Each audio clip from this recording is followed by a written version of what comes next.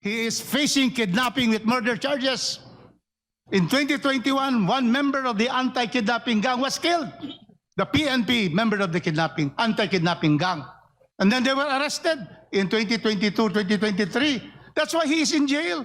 And now we're going to give credence to a polluted affidavit. Mas pinapaniwalaan pa nila yung convicted criminal at binibigyan nila ng kredibilidad kumpara doon sa mga dating nagsilbi sa ating bayan para sa ating kaligtasan, para sa ating kalayaan.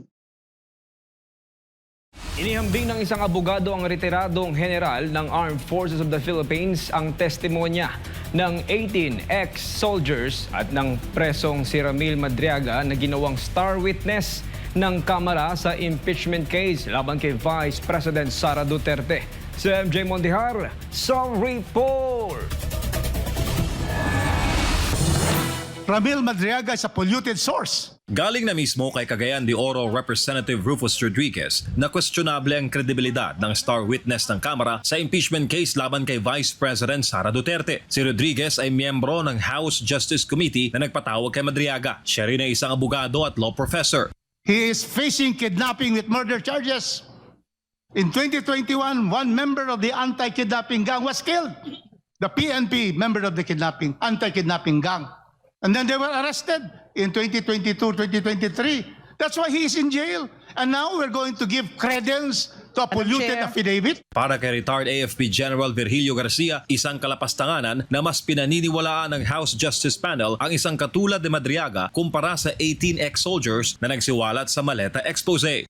Mas pinapaniwalaan pa nila yung convicted criminal at binibigyan nila ng kredibilidad kumpara doon sa mga dating nagsilbi sa ating bayan para sa ating kaligtasan, para sa ating kalayaan. Si Madriaga ay kasalukuyang nakakulong sa BJMP Annex 2 sa Taguig City kaugnay ng pending kidnapping case. Inilarawan na rin siya noon ng PNP bilang mapanganib na sindikato. Si Sagip Representative Paulo Marcoleta isiniwalat na ayaw umunong ipabanggit sa committee hearing nitong Martes, April 14, ang criminal record si Madriaga. Diin ni Marcoleta, mistulang sacred cow ito o bawal punahin at questionin kahit nakasama sa most wanted list ng PNP anti-kidnapping group.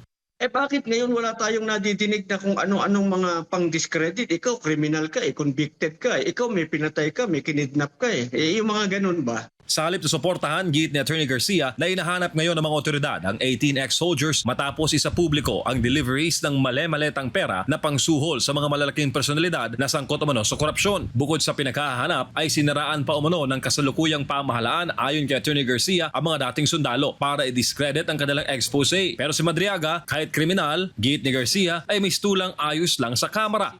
Pagkatapos walang nanging-question sa kanya, kung totoo pala yung sinasabi mong paldo-paldo ka at marami kang perang binibigay sa yung Vice President, ba't kailangan mo mangidnap? Giit ng dating general, namulat na ang taong bayan sa ganitong mga storya. Hinihimok naman ito ang publiko na huwag magpadala sa mga nagbabalita na halatang may pinapanigan at hindi ayon sa katotohanan.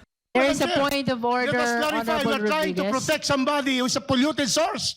In fact, in Madam the Chair, cases of the Honorable Supreme Court, Rodriguez, there's a point of order. Anything under the sun, kahit sino magsalita, basta laban kay BP, tatanggapin nila Pagkatapos yung lahat ng nagsasalita para sa katotohanan, para sa pananagutan, para sa hustisya, suspect, sinungaling, walang bisa ang sinasabi. Saan ka nakakita ng ganitong klaseng gobyerno? Para sa Diyos sa Pilipinas kong mahal, MJ Mondihar, SMNA News. Binatikos ni dating Chief Presidential Legal Counsel Attorney Salvador Salpanelo ang affidavit at testimonya ni Ramil Madriaga sa Committee on Justice na anya'y puno ng kasinungalingan at bahagi ng planong siraan sina dating Pangulong Rodrigo Duterte at Vice President Sara Duterte.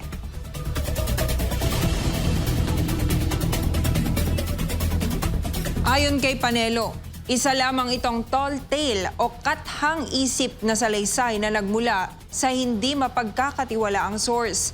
Iginiit din niyang posibleng engineered ito ng mga kalaban upang isulong ang umano'y demolition job laban sa mag-amang Duterte. Dagdag pa niya, layunin umano nitong mapatalsik si Vice President Sara Duterte at hadlangan ang kanyang posibleng pagtakbo sa 2028. Habang patuloy ring sinisira ang reputasyon ng dating Pangulong Rodrigo Roa Duterte.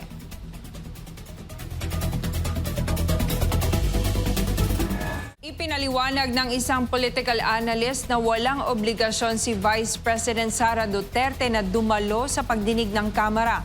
Kaugnay na mga reklamong impeachment laban sa kanya, si Prince Tripoli sa balita. Sa panayam kay political analyst na si Professor Froilan Calilong, sinabi nito na ang isinasagawang hearing ng House Committee on Justice laban kay Vice President Sara Duterte ay bahagi pa lamang ng pagtukoy kung may probable cause o sapat na basihan ang mga parata. Sa ganitong yugtuan niya, nasa Kamara ang responsibilidad na patunayan ang kanilang mga aligasyon at hindi sa Vice Presidente. Dagdag pa niya, hindi rin umano ito ang tamang forum para sagutin ng Vice Presidente ang mga isyong ibinabato laban sa kanya. And the burden of contention or the burden of proof here is not with the Vice President. She's being the one being accused. You know? So I think it's imperative that it's the people, practically the House, that is making their assertions and allegations that should come up with a better justification of their case. Binigyang diin din ng analyst na maaring malagay sa alanganin ang Vice Presidente kung dadalo siya sa pagdinig, lalo na kung hindi umano ganap na neutral ang sitwasyon sa Kamara. And not the Vice President, because in the first place, this is not the forum. This is not the forum in which the Vice President should be attending this particular proceeding. Ayon pa kay Calilong, may posibilidad ding may bahid ng politika ang proseso at maaring gamitin ito upang makabuo ng negatibong imahe laban sa Vice Presidente. Sa ngayon, nananatiling nakatuon ang Kamara sa pagbusisi kung may sapat na basihan ang mga reklamo bago ito umusad sa susunod na yugto ng impeachment process. Para sa Diyos at sa Pilipinas kumahal, Prince Tripoli, SMNA News.